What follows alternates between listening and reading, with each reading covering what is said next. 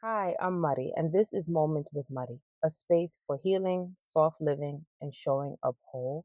I'm glad that you're here. This topic is very touching to me because it's something that I'm really learning in real time. I spent a lot of my life gaslighting myself, and I didn't even realize it.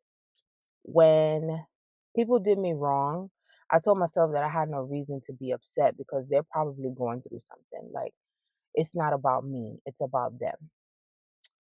And I'm probably exaggerating every time that I feel sad or every time I feel mad or every time I feel like I want to cut them off.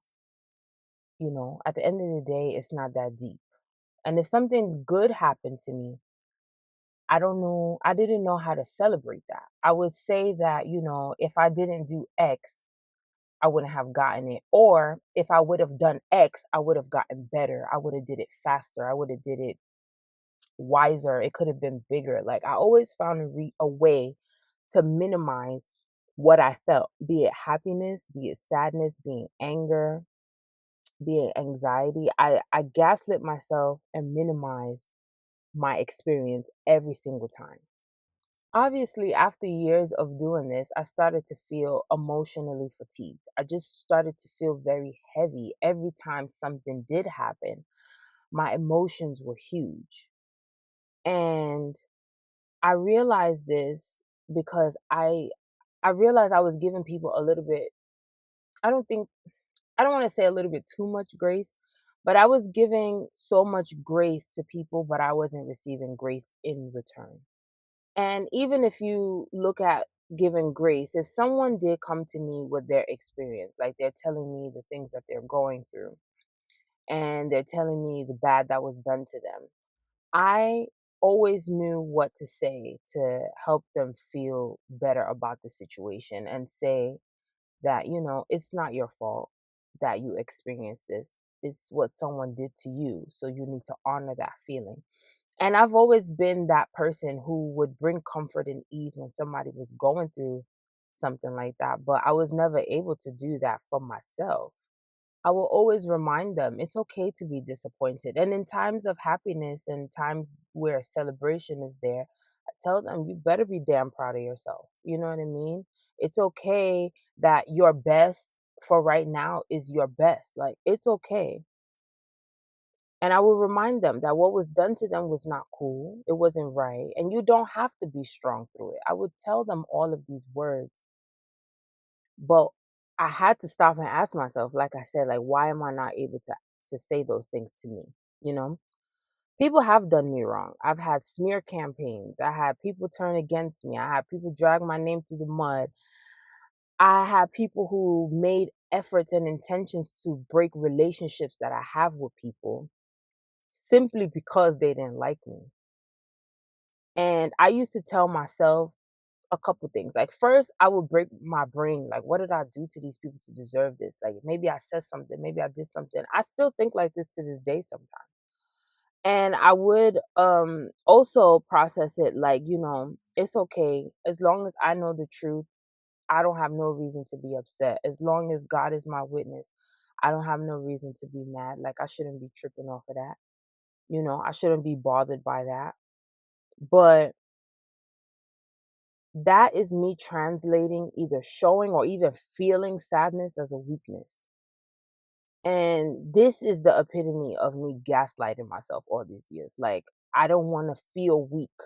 It's not even about appearing weak to others. I don't want to feel weak by feeling upset about how someone else's actions impacted me. Like, I don't know if that's an ego thing. I'm not sure what that is. But it reached a point that my nervous system has had enough. And it has reached a point that when I experience any type of betrayal or even small disagreements, it's so heartbreaking for me now and so gut wrenching for me. Like, I will have big emotions towards these things now. And that's because my body didn't trust my feelings. My body has been in a state of it's not that deep for so many years. For so many years. If I could honestly say, if not my entire life, as far as my recollection can go, My body has been in this state of suppression for so long that my mind would tell me it's cool, but my emotions at this stage right now is like, this is horrible. This is like the worst thing that could ever happen to me. And I'm learning that this is because I don't trust myself. So I had to sit and really think. Like, I'm realizing how triggered that I get about certain memories or being around certain people who have done me wrong or who have made me feel so small or feel less than myself. I had to go back to the drawing board. If there's any theme that you will see across my episodes, I talk about how I have to take a moment to sit with myself and ask myself the tough questions. But in learning to trust yourself, there's a couple questions that I had to ask that I hope that if you can relate to this and you feel like you really struggle with trusting yourself and trusting your emotions and honoring them, I'm hoping that these questions could kind of help you too in embarking on a new part of this journey. Setting aside a part of your healing journey to start on the journey to begin trusting yourself. The first thing that I really had to sit and ask myself is, how did I get here? Why do I not trust myself? And if you're someone like me who your light has been dimmed a lot, or even your intentions were questioned a lot, or if your intentions were misunderstood, you're obviously going to grow up to be a person who questions their own intentions. Like, I had to really sit and think back. Growing up, I was reluctantly, but anybody who knows me from childhood knows that I was like the poster child in my community. Like, people would make comments to their children and say like, "Oh, you should be more like Marii." You know what I mean? And this happened to like my peers and my friends, like people that I wanted to build relationships with. And their parents would be telling them like, "You should be more like me." They do this either behind my back or they would do it right in front of me. Like, "Oh, you should be more like Marii because she's so respectful. She's so cultured. She's so this. She's so that." You know? And I hated it. Many people don't know this, but I actually hated it because first thing, I'm not really good at receiving compliments, especially compliments that put somebody else down. I don't like that kind of stuff. Like, you could compliment me on the type of child I am, but you don't have to put your child down. Like, I never like that. But then on the other side is that my peers started to question who I was and my intentions. They used to question if I was acting this way because I wanted attention or praise from their parents. They used to question if I was trying to be a show off or something like that.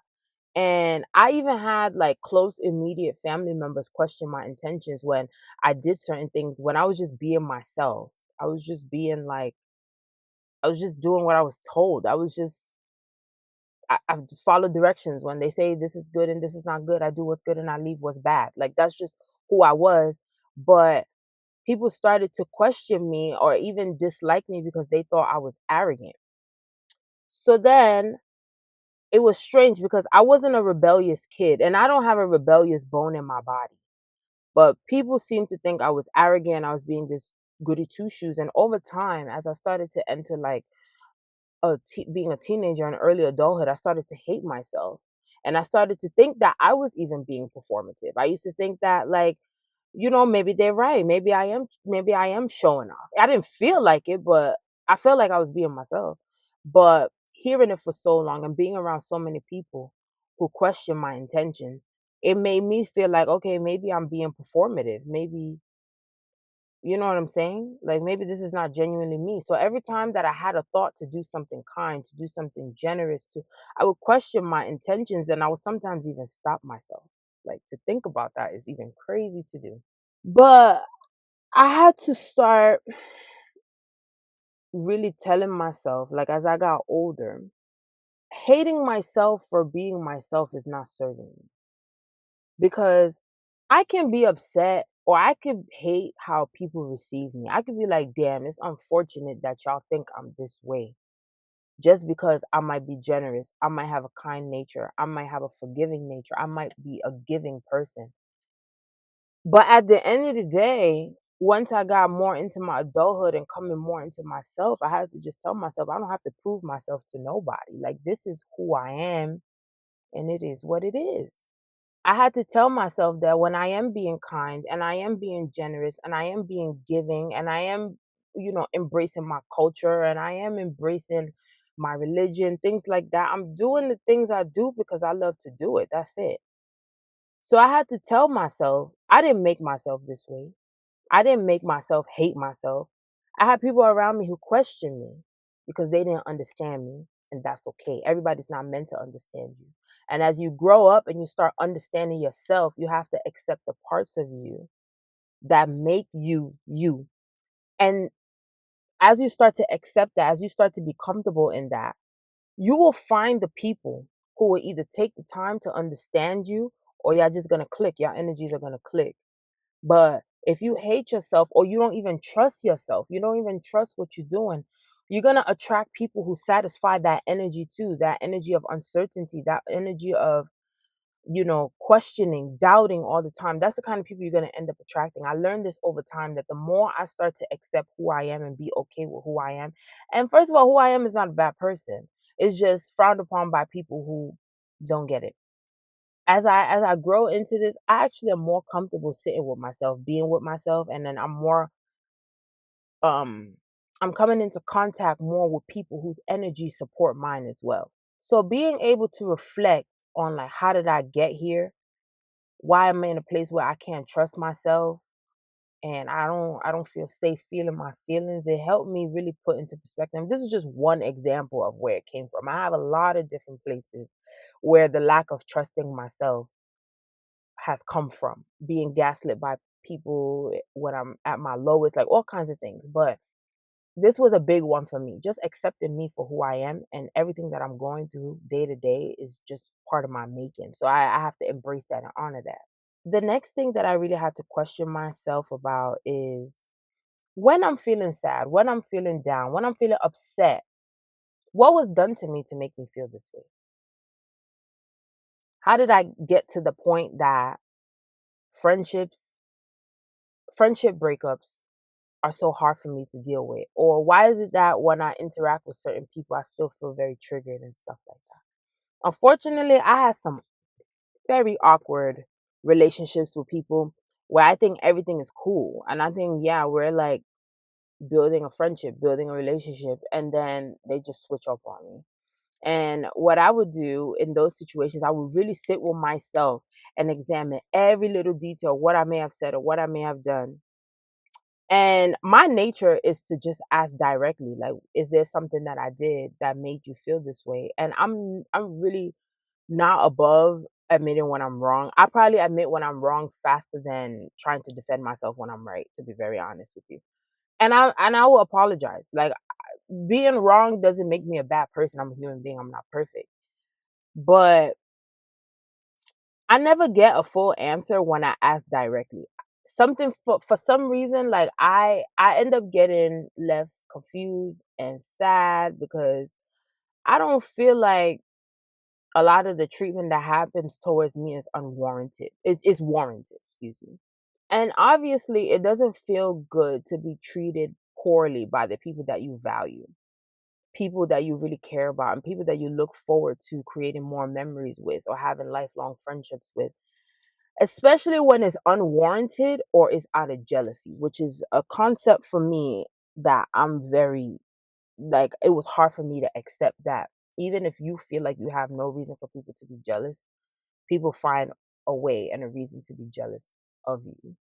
But having been through all of those heartbreaks, I reached a point that I didn't trust that what I was feeling, that sadness, that betrayal, I didn't feel like it was a valid thing to feel. I used to tell myself that I shouldn't be sad because I know that I didn't do anything.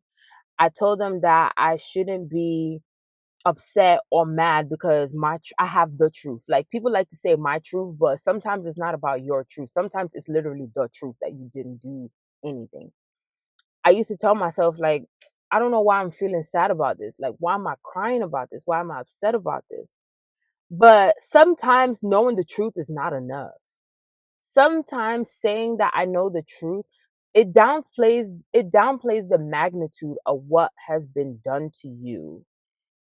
And that's not fair to you, you know? I had a friend who started treating me real weird, and I noticed that it was at the time that like my husband and I had come across some success. We bought our home and we started a business, and over time it was exposed that they didn't really like me, and they went to the extent of turning people against me and trying to take like innocent events that happened and twisted the stories to make me look bad, like make it look like I had bad intentions by the things I said or the things I've done. In that moment, what really made me feel bad is going back to like the concept of being misunderstood, which a lot of us go through that.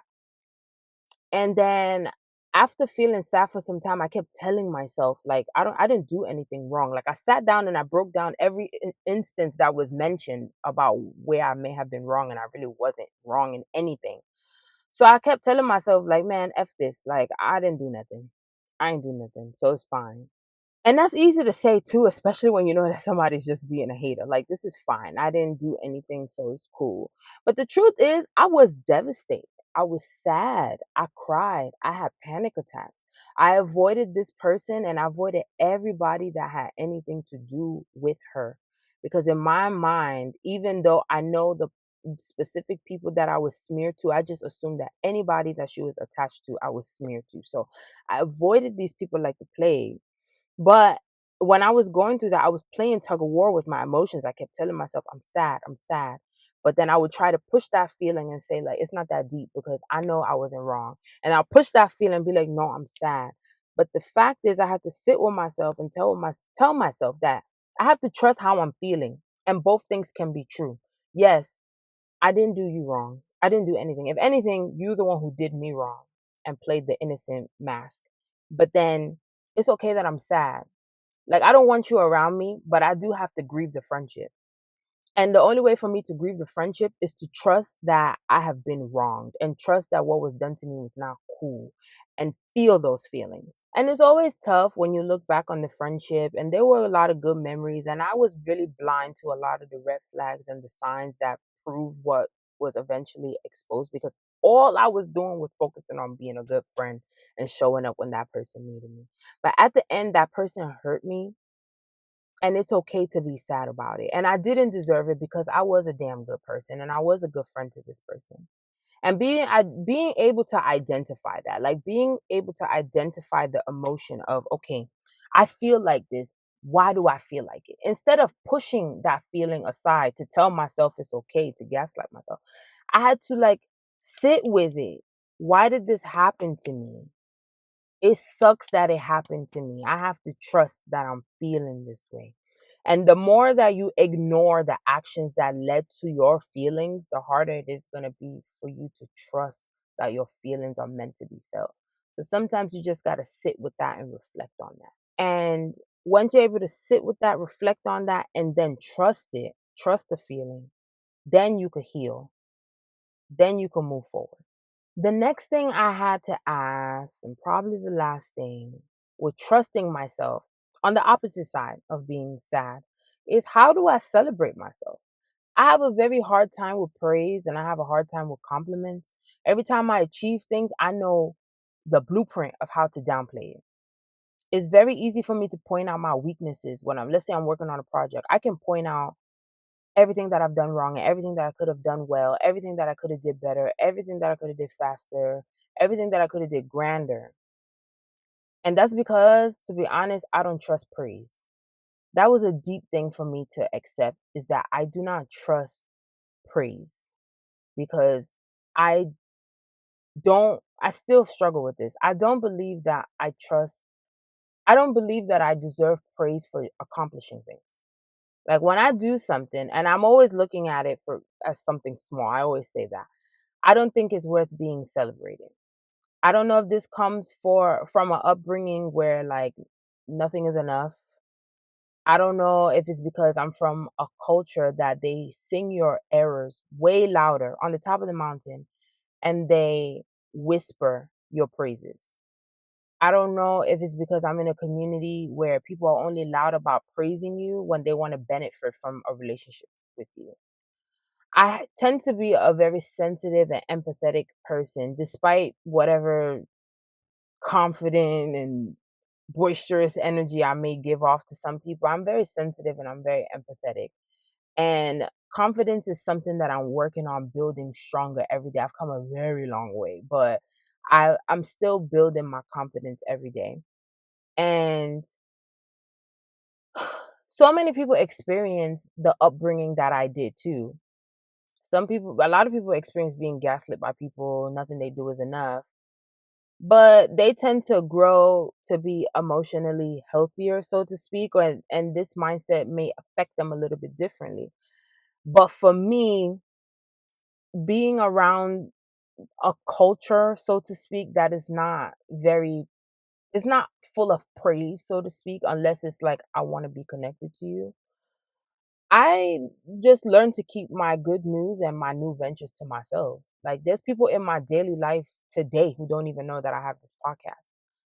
But what I have to sit with after thinking about all that, after processing that, I have to ask myself, how can I celebrate myself? Like every time the needle moves and every time I honor myself, how can I celebrate myself?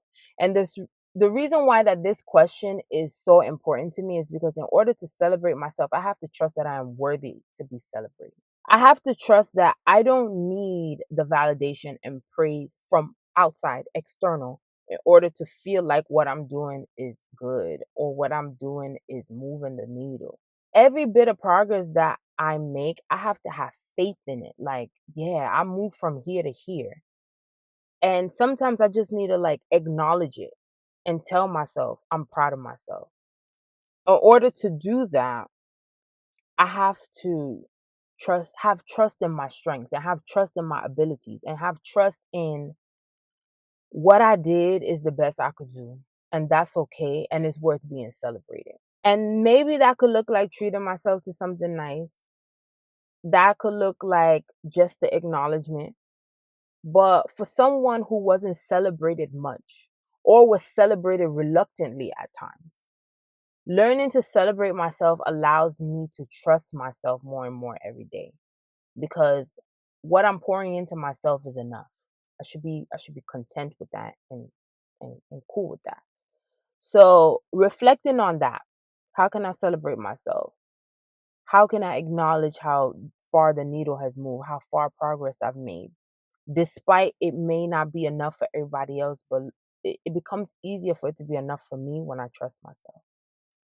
Trusting yourself is all about having the confidence in your judgment, in your feelings, in your abilities, and in your decision making. Even if you're faced with a bunch of negative opinions and people around you who may not feel the same, you have to be able to handle your issues and learn from your mistakes and make the best decision for you, even if the people around you don't like it. You have to be able to advocate for yourself when nobody else will do it for you. That's the epitome of trusting yourself. And it's a realization that I came to very recently. Like we're talking weeks. And I didn't even know that I was stuck in a cycle of not trusting myself. Every day I was processing like, why do I feel like this? Why do I feel like that? Like, why am I stuck in this? Why am I still triggered by that? Like, it's because I don't trust myself. And today I wanted to just talk about some of the questions and the reflections that I've had over the past few weeks in order to begin the process to trust myself. But we will definitely talk more about the actions that I'm taking. Hopefully, you can benefit from that, and also the progress that I'm making in this part of my journey to make it easier for myself to trust myself more and more every day. Ever since I started like really being intentional about trusting my feelings, I've been feeling lighter. I've been feeling actual joy and happiness because it's like you have to be able to trust yourself to know how to address yourself and know how to hold yourself and be soft with yourself and how to create a space of safety for yourself. So it really unlocked a big part of my journey and I'm excited to share, like I said, more of what I'm doing and the progress I'm making over time. I really hope that this message helps you with some clarity to start being able to rely on yourself again, or maybe even for the first time. Thank you so much for spending a moment with me today. If this resonated with you, share it with someone that you love. Make sure that you're subscribing to all platforms to stay up to date with Moments with Muddy. Until next time, be gentle with yourself.